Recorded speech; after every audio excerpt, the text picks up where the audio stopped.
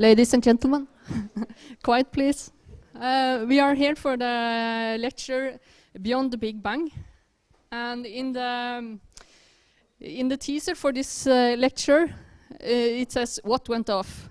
And at home, I have a 3-year-old who has specialized in throwing bricks from our puzzles all around. And she says, yippee, fireworks. And the result of this is a large bag with all the pieces mixed together. And somehow I think this is not at all that different from our universe and its evolution. I have theories about which puzzles went into the creation of the fireworks, but I'm not quite sure. And important pieces are missing. I know they are there somewhere, but where and what does it take to detect them? And imagine a stranger finding this bag of mixed puzzles. What theories would that generate? Dear audience, I present for you one of the experts of theories of big bangs and how to piece them together 13.8 billion years after the bang, Professor João Magalhães from Imperial College of London.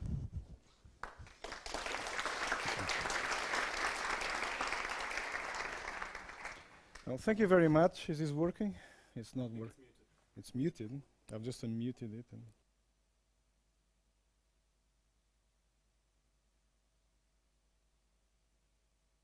Was it working? Is it working now? Okay, good. Good. He was not mute.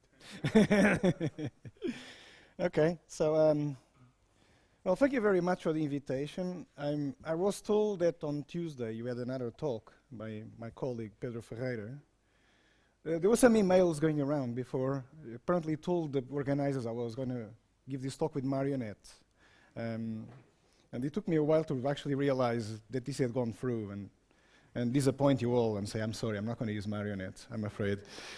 There were going to be fireworks, and the fireworks are a bit strange because this is a very strange field. I'm a cosmologist, and every time I have to fill in a form in which they ask my profession, what I do, I'm always at a loss. And for example, entering the US is the worst example. If you say you're a physicist, then they start, we're going through your passport. Actually, I have a work visa to Iran, because I was in Iran. I was discussing this. So a physicist was in Iran. That's bad, obviously. So I started telling them that I'm a cosmologist, and this normally elicits the reaction, so do you work for L'Oreal? And then I think I'll leave it there, because cosmetology is not quite the same as cosmology. And I think, if nothing else, I hope you realize this by the end of this talk. Although there are some similarities. We like to do a lot of things to the universe, which is a bit like, you know, maquillage and so on.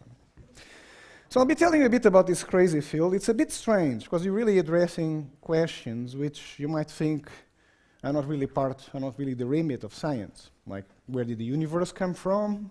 How big is the world? How old is the world? Will there be an end for the world? This used to be part of theology, right? So last question is called eschatology. There's a branch of theology which addresses this issue.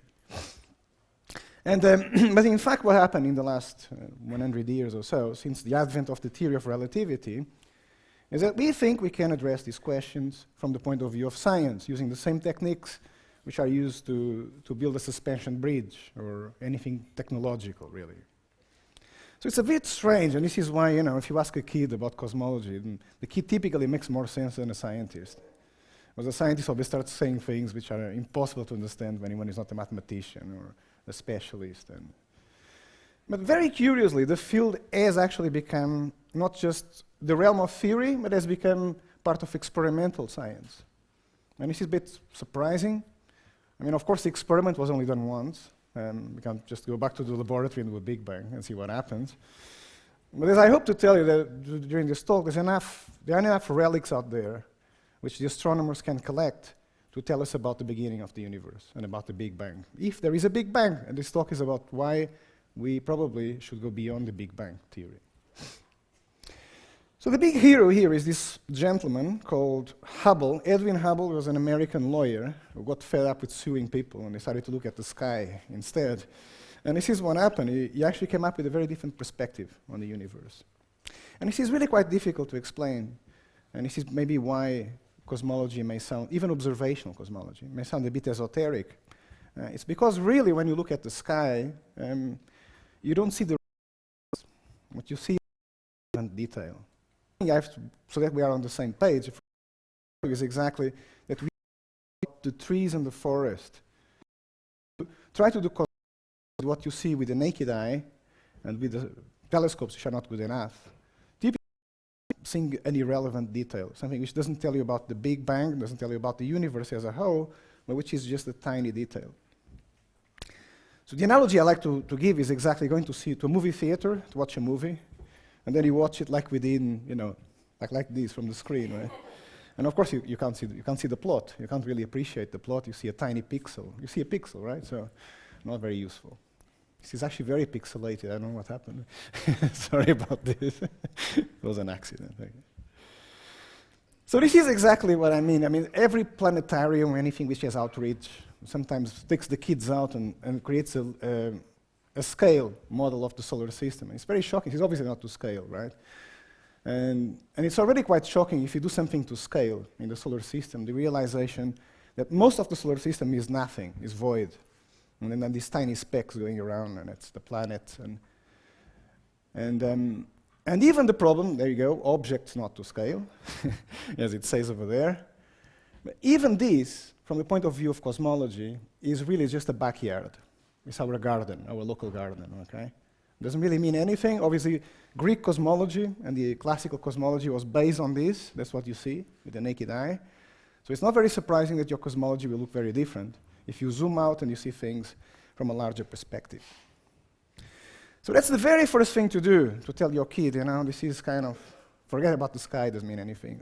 People, what crazy thing are you saying? In fact, it's worse, because even our solar system, again, this is horribly pixelated, our solar system is just a tiny star in the middle of a galaxy going around. And there are billions of stars like ours. And yet again, if you're looking carefully, most of this is void, is vacuum. And there's these little specks going around. And what Hubble discovered, so you probably know Immanuel Kant, the philosopher, actually had this idea of an island cosmology. So yet again, if you stopped here, you would think, well, the universe is an island. But in fact, even this is just a detail. If you're going to try and do cosmology, what you find is that, this is a survey of galaxies, yet again horribly presented, but if this was higher resolution, each of these tiny things would be a galaxy, and there's like millions of them. What Hubble started doing, what he pioneered, was these kind of surveys of galaxies, in which basically you look at the universe as a fluid in which your molecules are galaxies. And this is the scale which you're talking about. So it's a very, really large scale. These surveys are very expensive. As you know, we are at a conference at the moment, where the conference going on. Someone told me that there's millions of galaxies in this picture, but they work out at about $1 a galaxy. So it's not too bad at all. And of course, that's not the point. The point is the big picture. And the big picture is really this kind of crazy cobweb. It's basically homogeneous, and then there's this kind of network of over-densities and under-densities. But that's basically the big picture you have. This is a completely different scale, very different to envisage. It may sound a bit abstract, but this is the scale of the universe. And my talk is about question marks. So here you could immediately raise the hand and say, what if this is also just a molecule and something bigger? Okay, so it's possible. We haven't got there yet. Okay, but this has happened in the past. It might happen in the future. I'll tell you the current state of the field. And the current state of the field is that you really have a perspective error. If you look at the sky, beautiful as it might be, things don't change very much. If you look at this big picture, what Hubble discovered is that the universe is expanding. And this is quite a crazy thing, because we thought the universe was static, and what the Hubble discovery was that effectively the universe is not static, it's expanding. This is actually predicted by the theory of relativity. And it's a very kind of complicated concept to understand just conceptually. But the crazy thing is if you rewind the film, so the universe is expanding, so you take the film, you rewind it backwards, so you see everything going back together, and everything ends up in a point. So it's expanding exactly in such a way that rewinding the film backwards in time puts the whole universe into one point. And this happened about 14 billion years ago. Someone said this more precisely, 13.8, was it what you said? Thank you. So it doesn't really matter. The point is, it is some time ago, there was one point. This is what you call the Big Bang, okay? And the Big Bang theory is essentially trying to understand where did this expansion come from, why was there this phenomenon, this Big Bang at this time ago? Is this really what the universe is doing, why is it doing it? And this is predicted by the theory of relativity, very important point. It's misunderstood a lot. You said the universe is expanding. It's expanding on this scale, okay?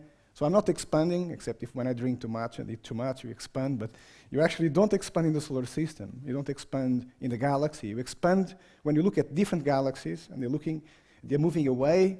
In fact, what theory of relativity tells you is not so much they're moving away, but that space is being created in between them.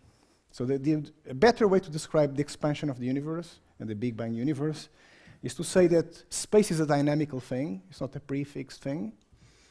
So this is not a motion in a fixed space. It's more like the dynamics of space being such that it looks like space is being created between things continuously, with this funny property that everything was in a point without space 14 billion years ago.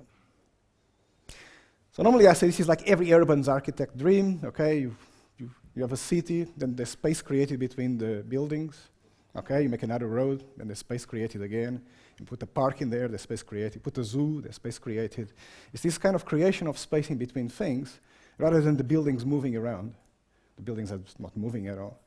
That really is attached to the concept of expansion, cosmological expansion. Okay, so my talk is exactly about going beyond the Big Bang. And going beyond the Big Bang in many ways. I'm not going to go through all of them. I'll not be very ambitious here. But it should be completely clear. If you ask a kid tell a kid about this, invariably the question is then what happened before the Big Bang? In fact, what happened at the Big Bang? What banged? And scientists are very good at dismissing these questions and saying, oh, it doesn't matter. Well, that is a ill-posed question. Before time, there was no time, therefore there is no before, blah, blah, blah. Well, actually, these questions are very good questions. Typically, children questions are very good questions invariably, and scientists' responses are terrible when they say it's not a proper question. In fact, it's not a proper question within the theory of relativity. What I hope to tell you in this talk is, in fact, they're good questions, but the real big question is our inability to answer them within the theory of relativity simply a certificate of ignorance? Is it just our ignorance, the fact we don't really know the final theory? There is no such thing as a final theory. So is it the fact we don't know the theory better than the one we have? What is behind our inability to answer these questions? The natural questions and the good questions.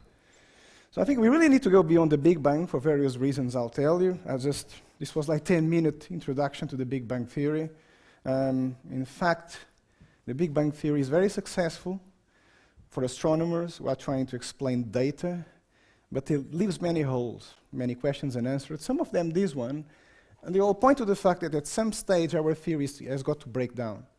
And if nothing else, it has to break down at the Big Bang itself, and something has got to go beyond this point, this little egg, this egg which is nothing after all, right? Which is the egg of the universe from which everything comes.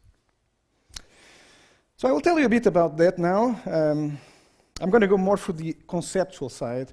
I mean, you can actually come up with answers. It could be that the universe contracted and then banged and bounced and expanded. It could be just like doing this. It could be that what actually banged is something which is a higher dimensional beast of which you can only see a little bit. So there's no shortage of things telling you what banged and what actually happened at the bang. But I think most interesting point here is that maybe the whole theory of relativity and our conception of space and time and the universe might have to change to accommodate for the shortcomings of the Big Bang. So let me give you this was a 10-minute introduction to the cosmology of the Big Bang theory. 10-minute introduction for relativity now, okay? So everyone has seen this guy, everyone recognizes the hairstyle, I'm sure. Einstein was a very iconic character, obviously, for all kinds of reasons, namely political reasons. He was a pacifist and he was generally a good guy in many ways. As a scientist, he was absolutely essential for the theory of physics as a whole. He basically constructed this thing called the theory of relativity, which is the base of the Big Bang theory, it's the base of everything we understand about the universe, together with quantum mechanics. And we'll go there in a minute, okay? So there's been a divorce, or rather, a divorce that wasn't even a marriage, some kind of crazy thing between quantum mechanics and relativity. They're the two pillars. And somehow they don't really talk to each other. And later on, we'll talk about that because it might be relevant to this question of the Big Bang. What is the Big Bang? What happened? So Einstein was obviously behind this setup of the theory of relativity. Very important point about the theory of relativity. There's a special relativity theory, general relativity theory. I'll tell you a few more things about this and the difference. The crucial point, the crucial element is that everything follows from the postulate that the speed of light is a constant. Okay, so take this home. That's a very important point. Speed of light is a constant. That is the pillar of modern physics since 1905. And this is a really weird thing to explain, right? Because it's, this is normally not what happens with speeds. Speeds are not constant, right? So we drove here. It was very icy, and and there were not many hair-raising incidents because the driver was very good. But you know, you accelerate and you brake because it's icy, because you want to overtake a car. You don't want to bump into the car in front of yours, whatever. Why do you do that? Because the speed, your speed relative to the other cars changes. Okay, that's a very obvious thing. You can change the speed relative to the other cars by all kinds of ways, and that obviously has got something to do with the way you measure space, the way you measure time, but that's a thing which is intuitive about speed. Now, constancy of the speed of light means many different things. It means constancy in space, it means constancy in time, it means constancy with the color, it means constancy in direction. One of the things it means is constancy with, well, for all the observers. So, in a way, light is the car from hell. It's the car which basically moves at the speed, and you accelerate, it still moves at the same speed. You brake, it still moves at the same speed. It's a car which moves at the speed. Whatever you do, it's the same. And you must be saying, this guy is mad. This. Well, it's not me, it's the other guy with the big hairstyle that said this, okay?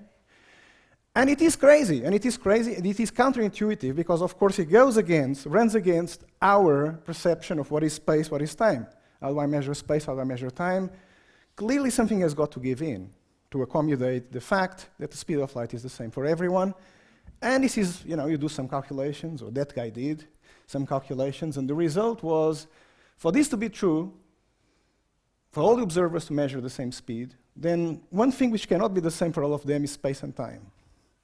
And what comes out of the calculation is something crazy, which is space and time are not the same. Time dilates for moving observers. So if I go around the universe at great speeds, when I come back, you know, everyone else is massively aged with respect to me because time dilated. Contraction means if I move very fast, everyone sees me shrinking and shrinking and shrinking and shrinking. So you could say it's the ultimate health diet, you know, keeps you young and slims you. Move fast, and that's what happens, your time dilates and the length contracts. And this is the only way, so these different observers all see the same speed for the car made of light, because actually the distances between them and the lengths between them are actually not absolute, as you might think intuitively. So relativity really is this shift of constancy from space and time to the speed of light. And this is effectively, the whole thing follows from this. It's a very interesting theory for us. Impenetrable for you if you don't know any maths. This sounds a bit crazy, but basically that's what comes out of it. One thing which is annoying if you like speeding, as is my case when I ski, I was disappointed by the slopes in here, they're not very big. I was in the Alps just before. If you like speeding, you have this problem, you have a constraint. There is actually a speed limit in the universe, which is light.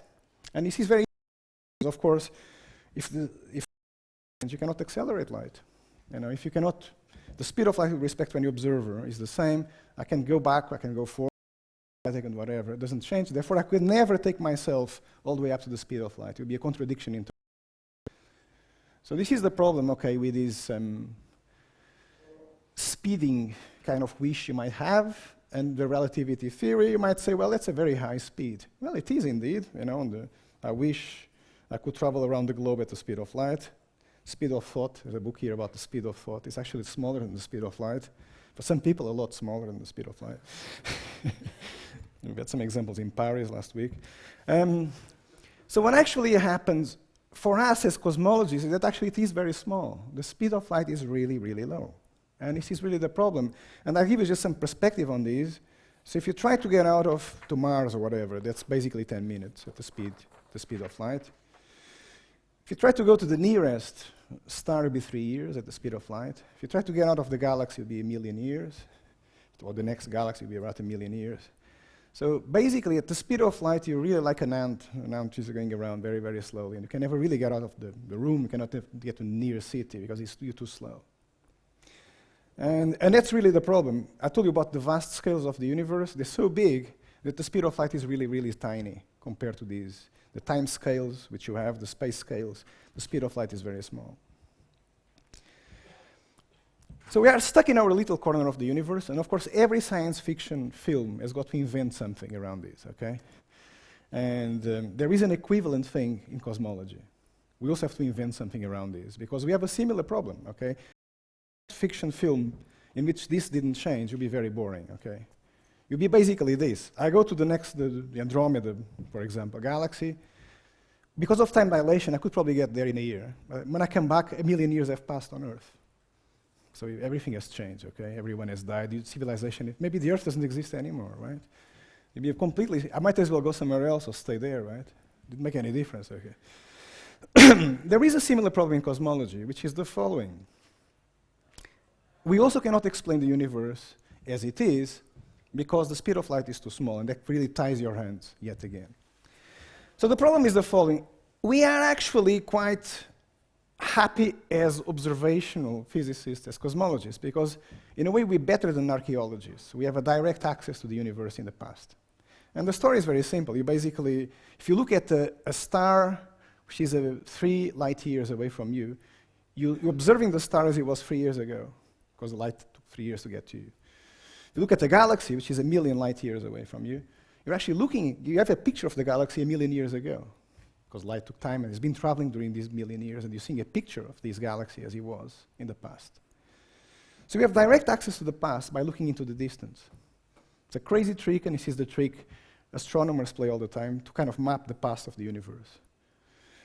So you keep going back, you see galaxies which are older and older and older. Eventually you stop seeing galaxies and you see this thing called the cosmic microwave background. This is a picture, this trick at some point fails, okay? And it fails because the universe becomes opaque. So there's no way to actually see beyond that. But this is as far back as we can see. So 13.8 billion years was it, okay? This is 400,000 years after the Big Bang, which is on the scale of 14 billion years is actually quite at the beginning. This is as far back as we can see. Okay? And this picture is quite funny because this is actually the contrast. I turned on the contrast by about 100,000 times. Okay? This thing is actually just very homogeneous. It's very boring, nothing. And there's these tiny specks, these fluctuations, very, very homogeneous, and then this kind of modulation of fluctuations around it. Each of these things is like a baby galaxy or a baby group of galaxies. It's a very, you can think of it that way. It's a precursor, if you want, of what becomes galaxies later on. So the universe is really very homogeneous, very, very boring, apart from these very, very tiny fluctuations. And you'd like to explain that, okay? Now, how do you explain things being the same everywhere? It's because they came into contact, okay? So there's milky coffee here. I put milk inside. I made everything come into contact with everything, milky coffee, right? So it becomes homogeneous with some fluctuations because no process is exactly the same. But it's by coming into contact that things become homogeneous, become the same. With fluctuations or something like that, possible. Now the problem is that if you play the game, so I told you this is the speed limit, but there is a time in which the universe started. You can ask the question, how far could I have gone since the beginning of time? So suppose I don't mess around. There's a Big Bang and I start running immediately, okay?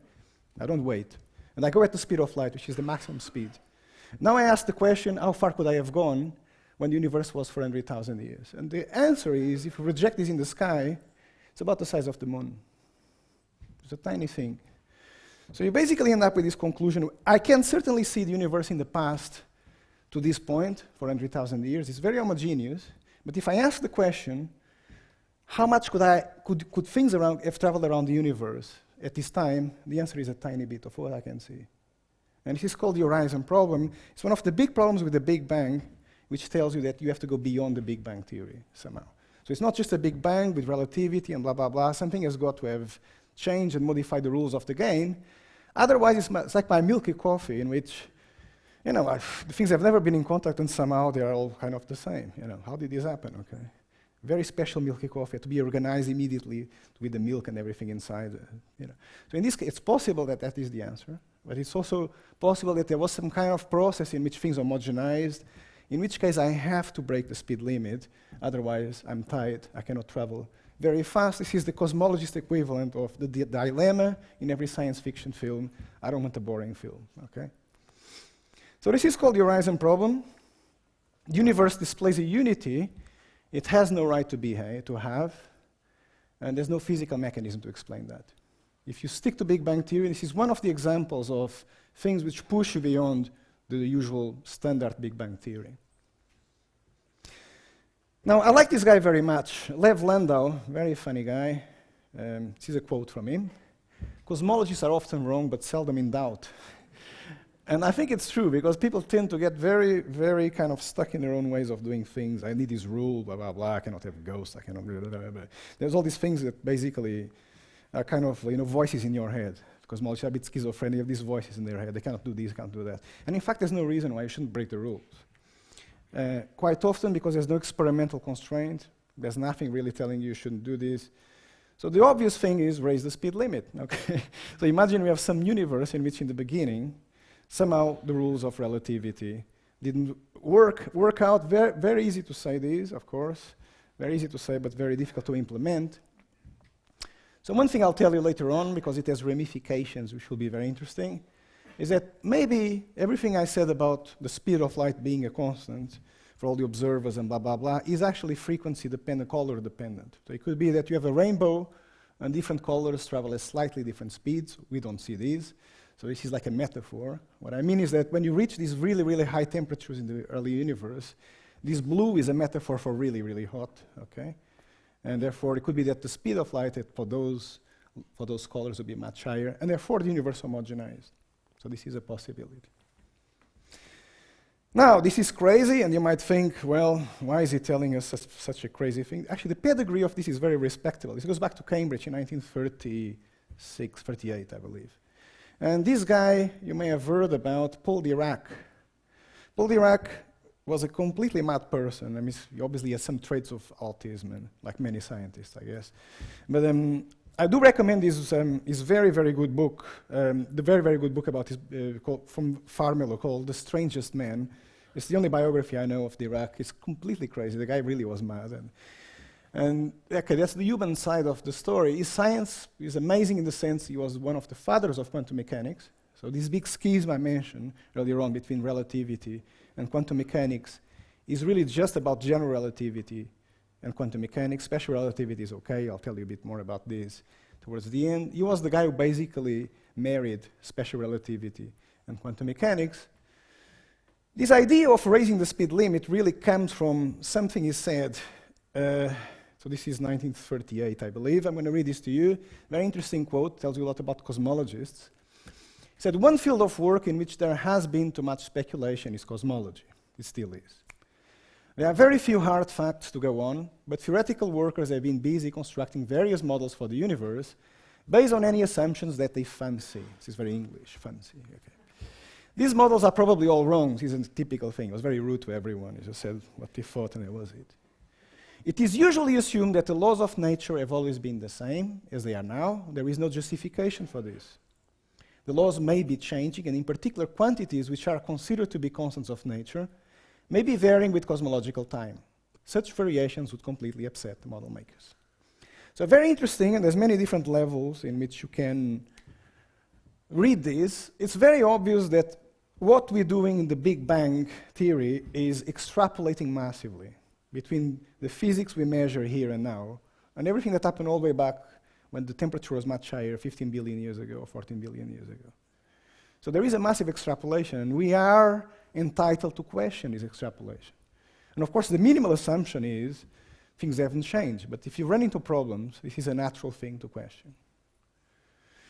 So this is very deep, and I love this quote. There's a lot of stuff in here. Of course, if you ask that the laws may be changing, this is really quite deep, okay? Normally the laws are set in stone, the laws of physics don't change, they're set in stone. You're basically saying that it could be that laws of nature are really emergent things that the universe makes it up as it goes along. It could be, right?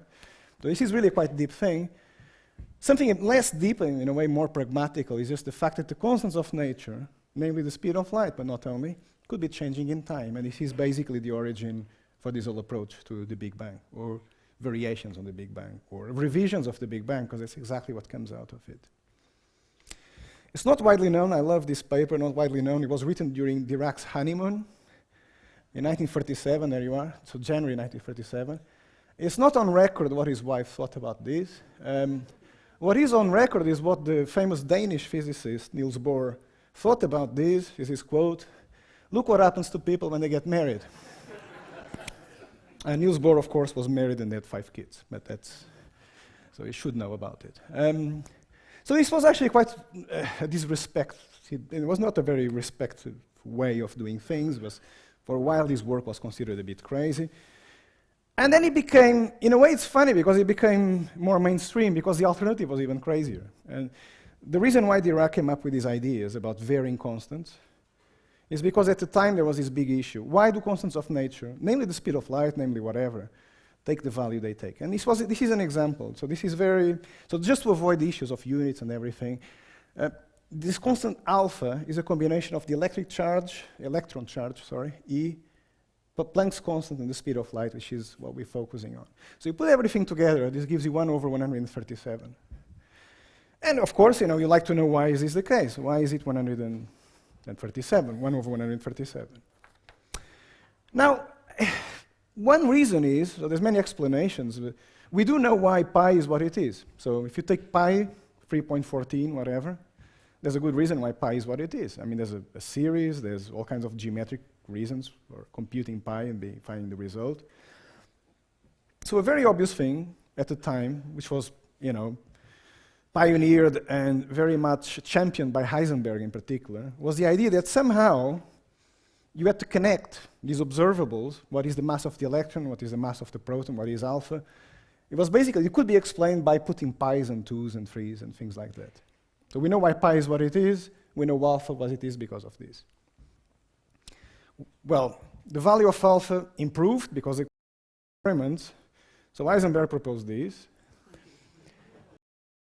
At which point, all the symptoms of a bad idea, right? So it's kind of things just get more and more complicated. And sometimes modern cosmology feels a bit like this, actually, to be fair. So this is kind of, basically, the idea, what Bohr was shocked by, the idea of Dirac was, a possible answer is that they're not constant, right? It could be that this 1/137 is actually varying in time. It's like a field. So Dirac's idea is that somehow the constants of nature are not really constants. They're very rigid fields. They're fields that don't really, you need a lot of energy to make them vary. Therefore, they give the illusion that they're constant. But in fact, they're not. Their constancy, or the illusion of their constancy, merely reflects the fact we are very boring. We live in very, very late in the life of the universe, so very cold, which is not like the Big Bang. And we don't live near a black hole. The sun is quite well behaved, right? So basically, we're in a very boring condition in terms of age, temperature, gravity, and as a result, these fields, which are really not constant, give the impression they're constant, but yet they're not constant, and this kind of fundamentally changes the perspective, right? Because, why is the illumination in this room what it is? Because I switched on the light. I mean, there's nothing fundamental about illumination in this room, right? There's the circumstantial explanation, but there's nothing. I don't have to relate it with the number pi. Okay, doesn't make any sense. Okay. So this really changes the perspective. So a story I find quite funny, which in a way it isn't. But so Wolfgang Pauli, this famous Austrian scientist, was so obsessed with number 137 that he actually, when he was taken to hospital with this terminal disease, so to die, he insisted on being put in room number 137. And of course, according to Dirac, there's nothing fundamental about 137. Wait a few billion years and you'll be asking for 138, okay? There is nothing fundamental about the number. So this is really the historical background of these ideas.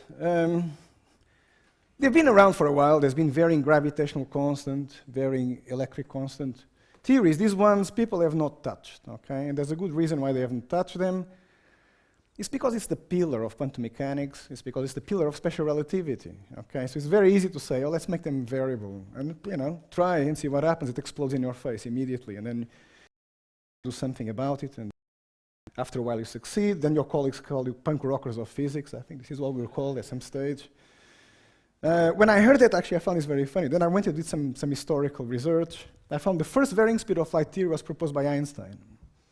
Okay? So the guy who invented what is now a dogma was not dogmatic about it, which I think says a lot about physics and science.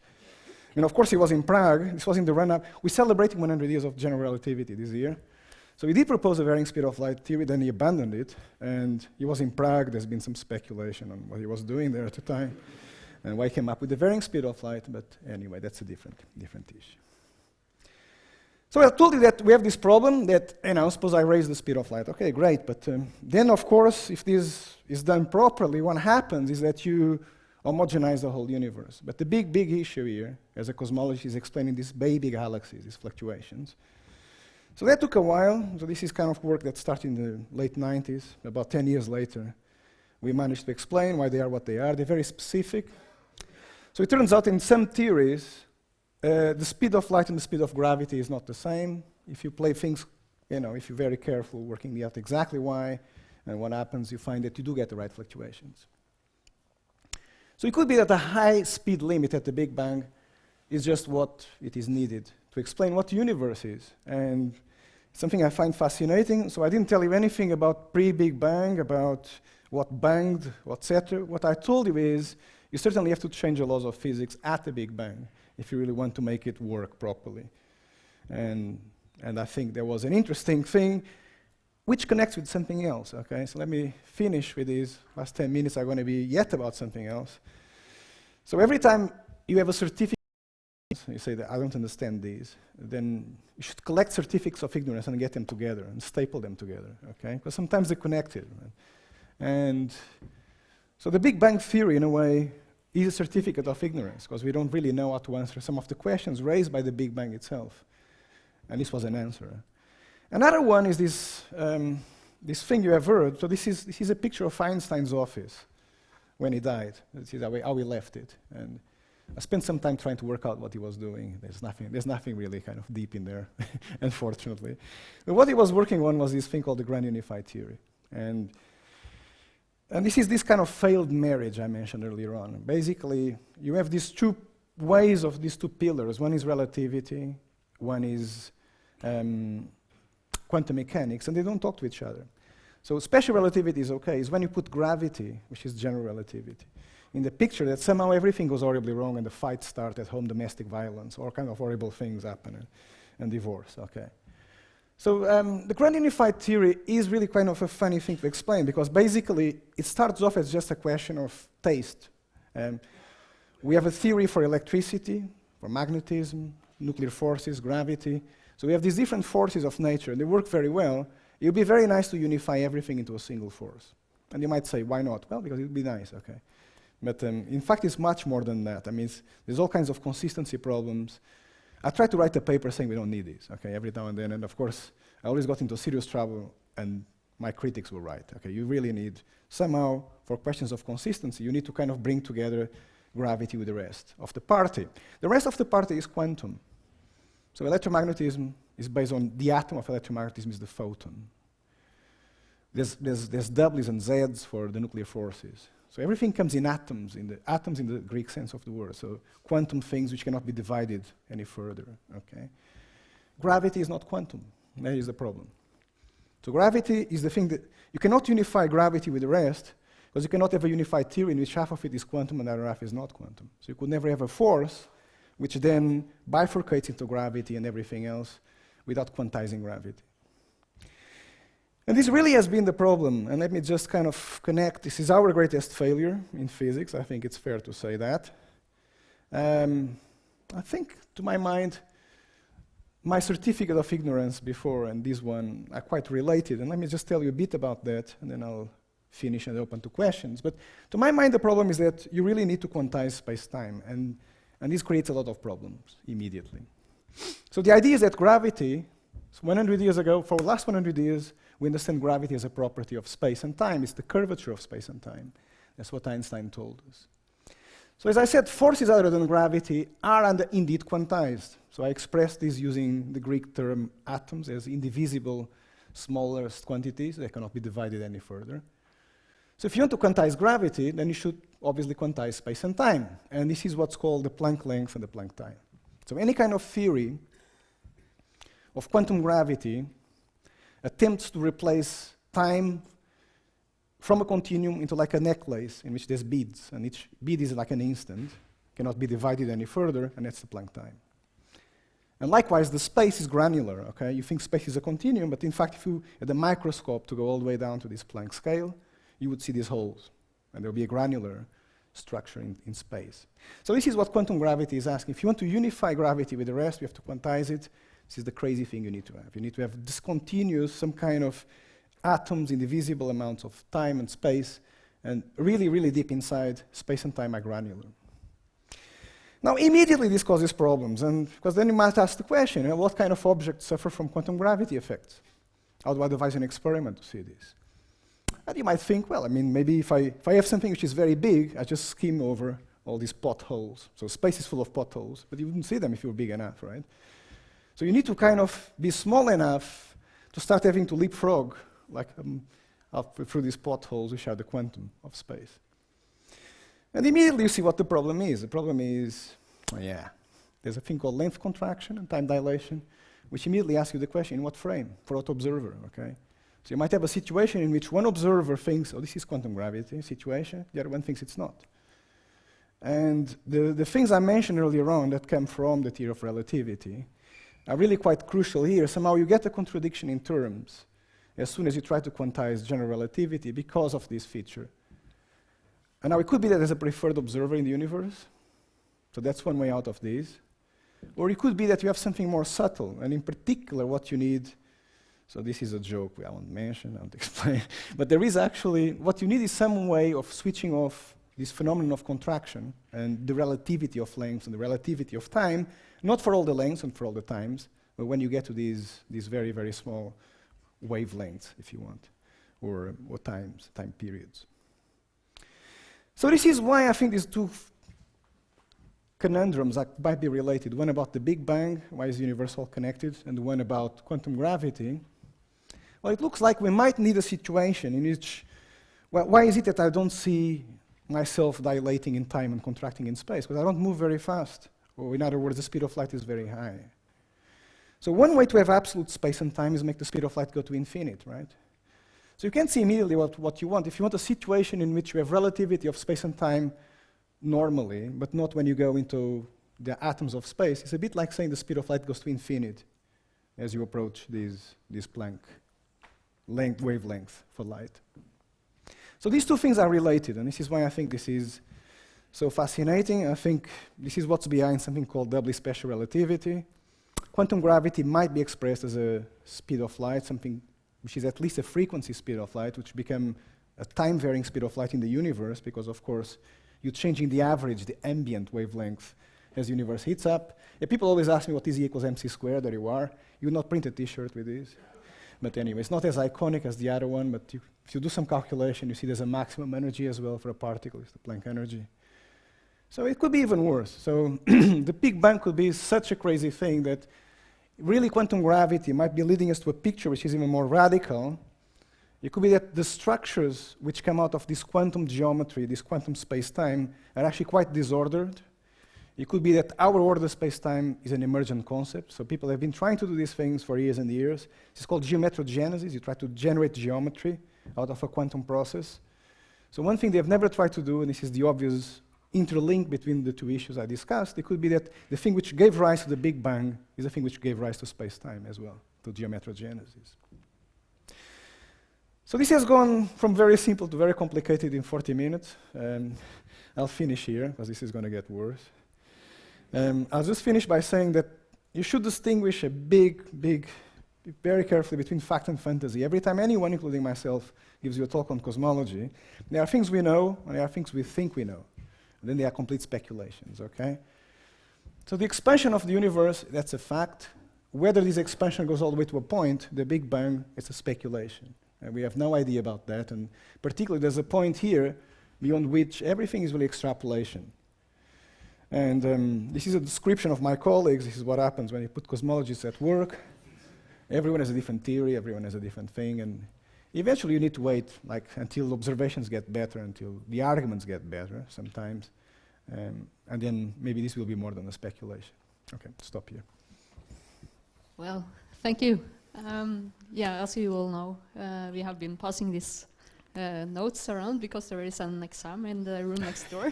Oh, I thought it was horrible. I'm sorry. So we're not allowed to applaud, but maybe we could applaud quietly. Just.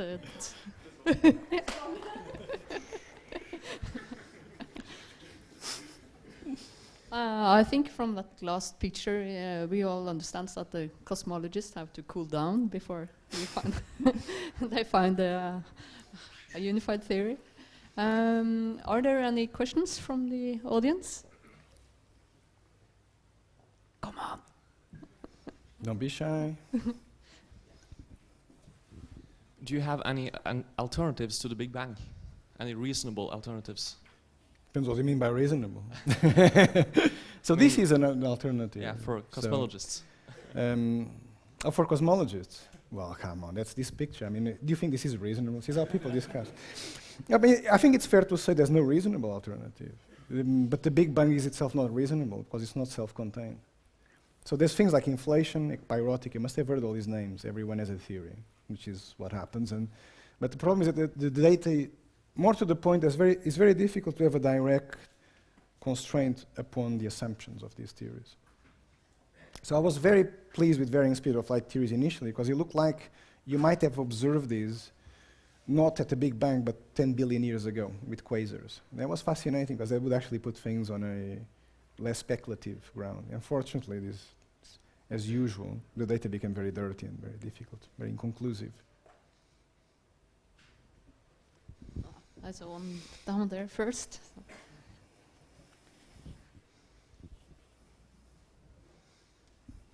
Some very interesting ideas. I just wondered if you could say something about the prospects of getting any data or any experimental evidence to bear these ideas up. How do you view that? Okay, so this goes back to this issue. There used to be a few slides in this talk about quasars, you know. So this idea of look back time, you just look back.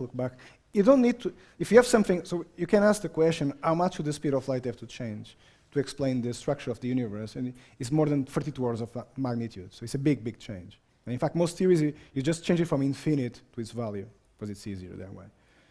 So what you can ask now, of course, you'll never see this directly, but what you can see is the residual of this. And these, I mean, from quasars, which are 9 billion years ago old, 10 billion years old. So this was very exciting, and at some stage people you can measure alpha in particular, looking at what's called the fine structure of the atom. Well, fine structure constant means there's this fine structure of the lines, in the absorption lines in quasars. And for a while it looked like this was very promising, and this was a question of 5 years. So about 5 years ago I said, in 5 years' time we're going to know. And in fact, in 5 years' time they discovered even more. They discovered the data was junk, effectively. So there's a lot of contamination, a lot of systematics, and so this was very disappointing, but unfortunately this is the world we live in. So you asked me, how long is it going to take? I said 5 years ago, now I shut up, okay?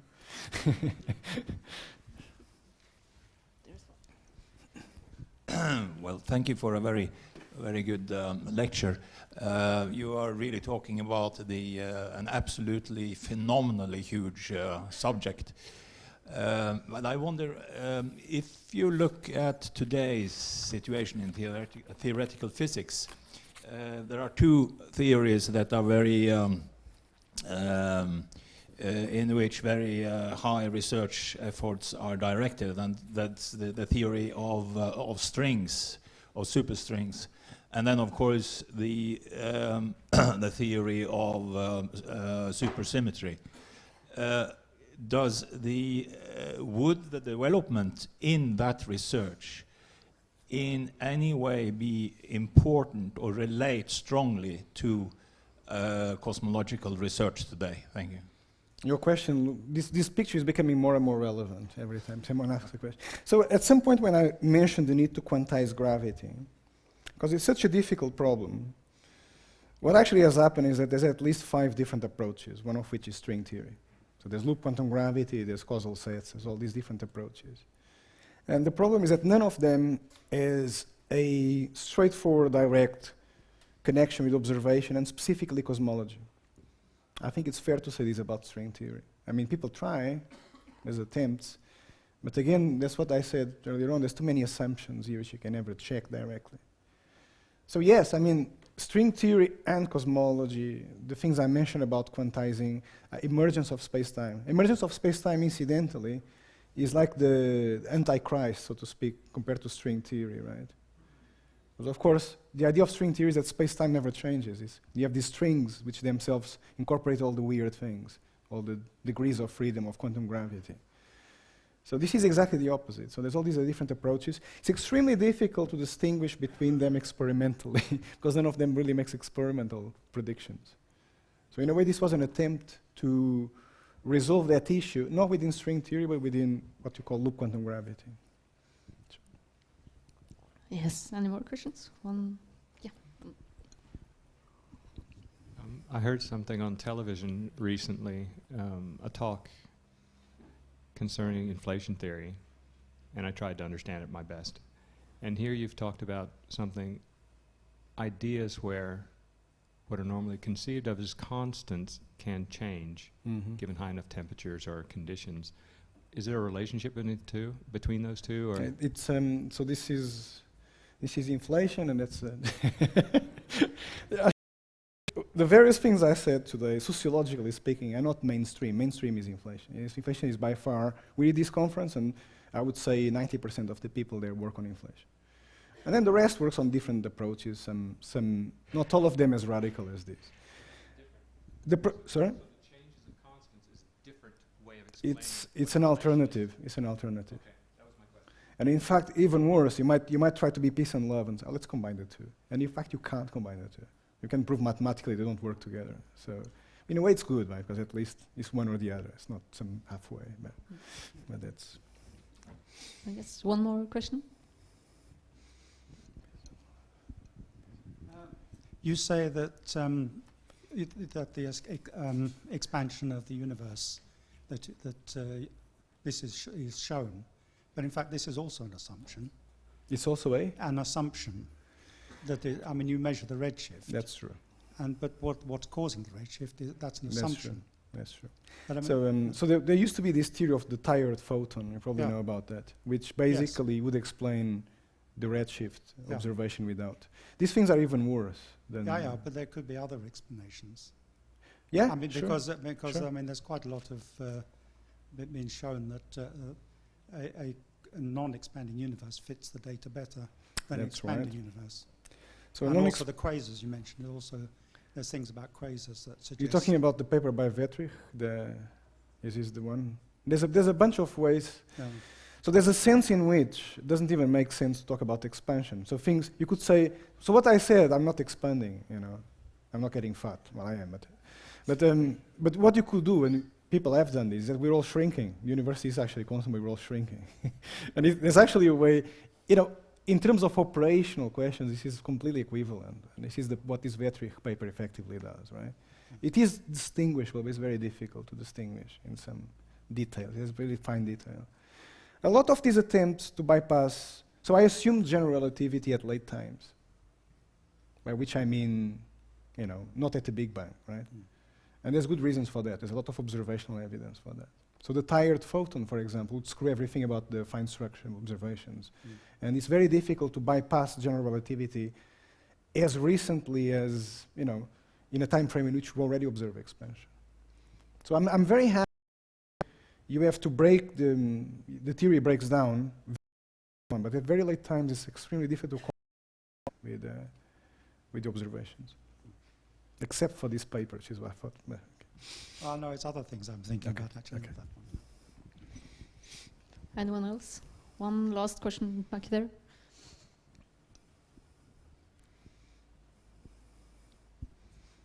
Hi. I'm thinking about the work being done in CERN and how aktuelt, how How it relates. yeah, how it today, how relevant is that to the cosmology state of the art science? I mean, I point to every picture every time. So it depends. I mean, some people think that, for example, the Higgs the discovery of the Higgs boson could actually be a major clue for inflation, for example. There's so many inflationary models that I think whatever they'd found in CERN, you'd find an inflationary model. So it's important to say the energy scale, the kind of energies you're probing in CERN are really much lower compared to what I'm talking about here. So when I talk about the Planck scale, that's really, really above, you know, the CERN. So yet again, there is obviously, see if I still have the picture, there is an extrapolation as well going from the microwave background, which is that picture I showed, the colorful picture I showed you, to the Big Bang.